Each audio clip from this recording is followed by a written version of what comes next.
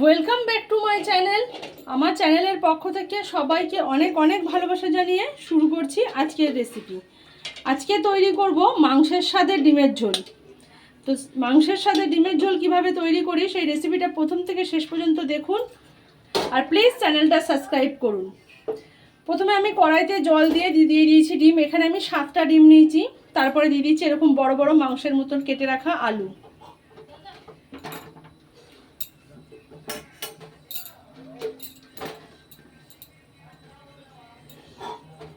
আর দিয়ে দেবো এরকম বড় বড় করে কেটে নেওয়া পেঁপে।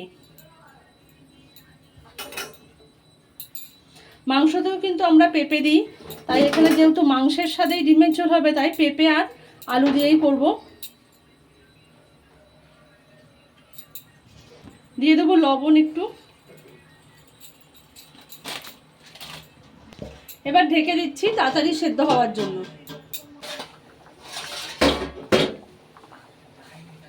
এখন ডিম আলু কিন্তু ফুটে গেছে, সেদ্ধ হয়ে এসছে অনেকটা। এবার ডিমটা আরেকটু সেদ্ধ করব, কিন্তু পেঁপে আলুটা আর ফোটাবো না, এটাকে তুলে নেব।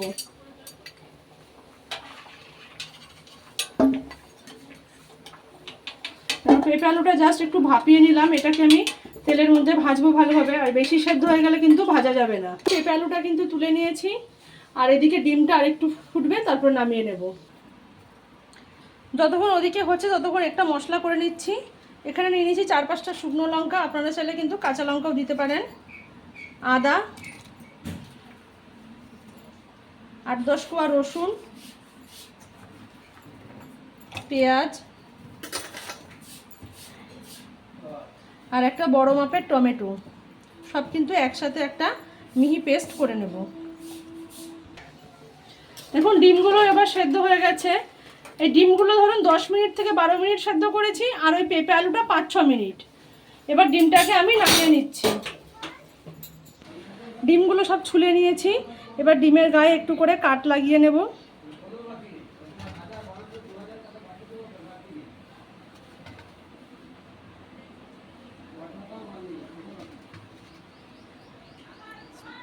লাগিয়ে নিয়েছি। এবার দিয়ে দিচ্ছি লবণ, হলুদ গুঁড়ো,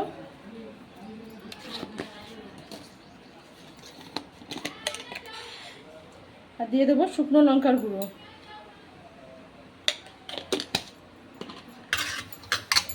এবার ডিমটাকে এগুলো মাখিয়ে তেলে ভেজে নেব। দিয়েছি সর্ষের তেল, তেল কিন্তু গরম হয়ে গেছে। এবার লবণ, হলুদ আর লঙ্কার গুঁড়ো মাখানো ডিমগুলোকে ভেজে নেব।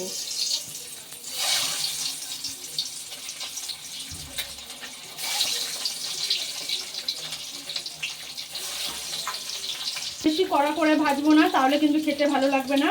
জাস্ট হালকা করে এপিট ওপিট করে নেব তেলের মধ্যে।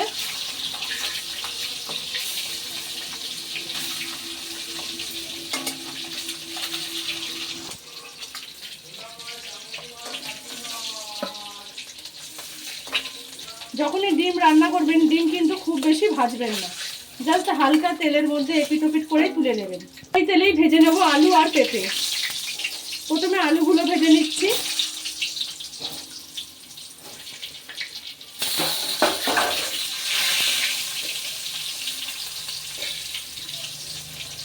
কিন্তু ভাজা হয়ে গেছে। এবার আলুগুলো তুলে নিচ্ছি। আলুতে কিন্তু আর নুন হলুদ দিইনি, যা ভাপ দেওয়ার সময় দিয়েছিলাম অল্প লবণ, আর দিইনি। এখন কিন্তু এমনি তেলের মধ্যে ভেজে নিচ্ছি। দেবো পেঁপেগুলো।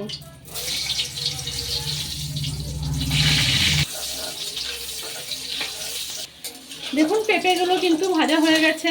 এর থেকে বেশি ভাজবো না, খুব বেশি ভাজলে পেঁপের গুণাগুণ নষ্ট হয়ে যায়। তাই এবার পেঁপেটাকেও তুলে নেব।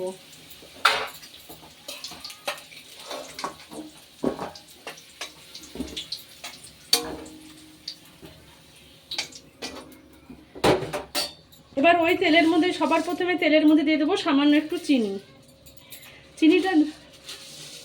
চিনিটা দেওয়ার কারণ হচ্ছে তরকারির কালারটা ভালো আসার। আমরা কিন্তু এখানে কোনো রকম ফুড কালার ব্যবহার করি না, তাই সামান্য একটু চিনি যখনই তেলের মধ্যে দেবেন তরকারির রং কিন্তু খুব সুন্দর আসবে। চিনিটা একদম গলে ক্যারামেল হওয়া পর্যন্ত অপেক্ষা করছি। এখন চিনিটা কিন্তু গলে গেছে, আর একটাও দানা দানা নেই। এবার দিয়ে দিচ্ছি তেজপাতা। একটা শুকনো লঙ্কাকে এভাবে টুকরো করে দিয়ে দিচ্ছি।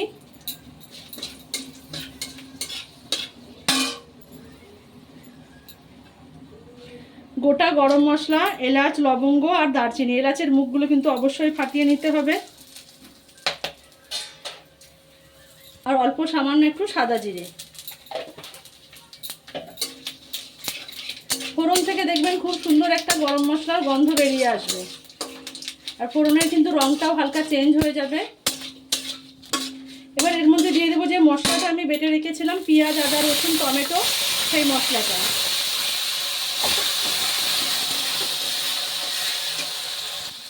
মিক্সির বাটিটা দিয়ে অল্প জল দিয়ে দিচ্ছি। এবার এই মশলার মধ্যে দিয়ে দেবো আরও কিছু গুঁড়ো মশলা।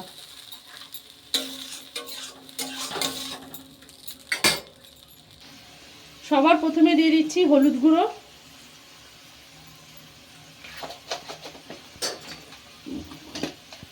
লঙ্কার গুঁড়ো, ঝালটা, জিরের গুঁড়ো, ধনের গুঁড়ো। ধনের গুঁড়োটা কিন্তু জিরের গুঁড়ো যদি হাফ চামচ দেন, ধনের গুঁড়ো 1 চামচ দেবেন। আমিও এখানে তাই দিয়েছি।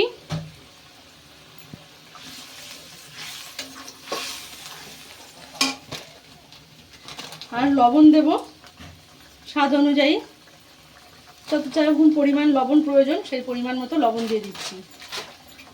এবার এটা দিয়ে মশলাটা একটু ভালো করে কষিয়ে নেব। দেখুন মশলার জল কিন্তু অনেকটাই শুকিয়ে এসছে।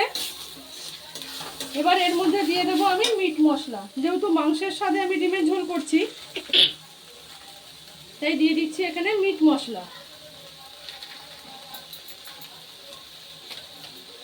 এখানে চায়ের চামচের 2 চামচ, বড় চামচের 1 চামচ হবে, সেই আন্দাজে দিলাম। এবার কিন্তু এর মধ্যে যদি হাতের কাছে টক দই থাকে সেটাও দিতে পারেন, ভালো লাগবে।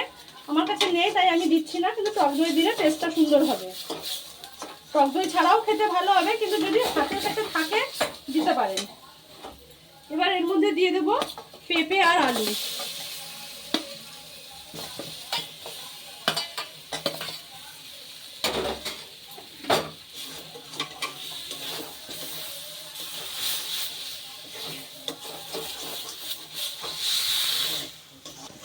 দেখুন আলু, পেঁপে, মশলা দিয়ে কিন্তু খুব ভালোভাবে কষানো হয়ে গেছে, একদম কড়া থেকে ছেড়ে আসছে।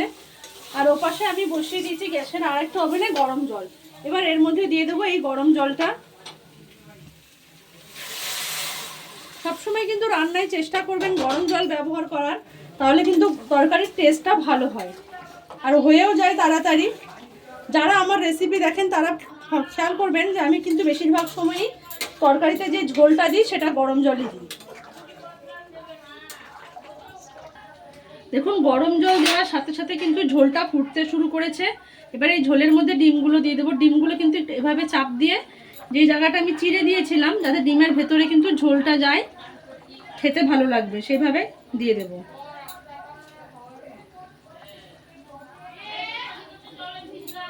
দিয়ে দিয়েছি।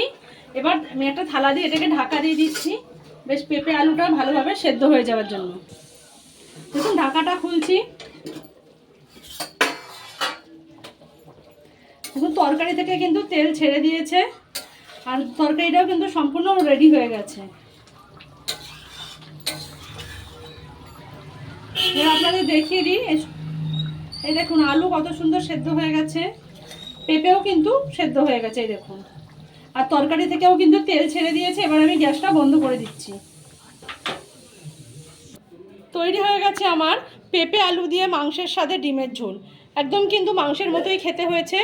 একবার এভাবে বাড়িতে বানিয়ে অবশ্যই ট্রাই করুন। আর প্লিজ চ্যানেলটা সাবস্ক্রাইব করুন, লাইক, শেয়ার, কমেন্ট করে পাশে থাকবেন। সকলকে অনেক ধন্যবাদ। দেখা হবে অপর পরের অন্য কোনো ভিডিওতে।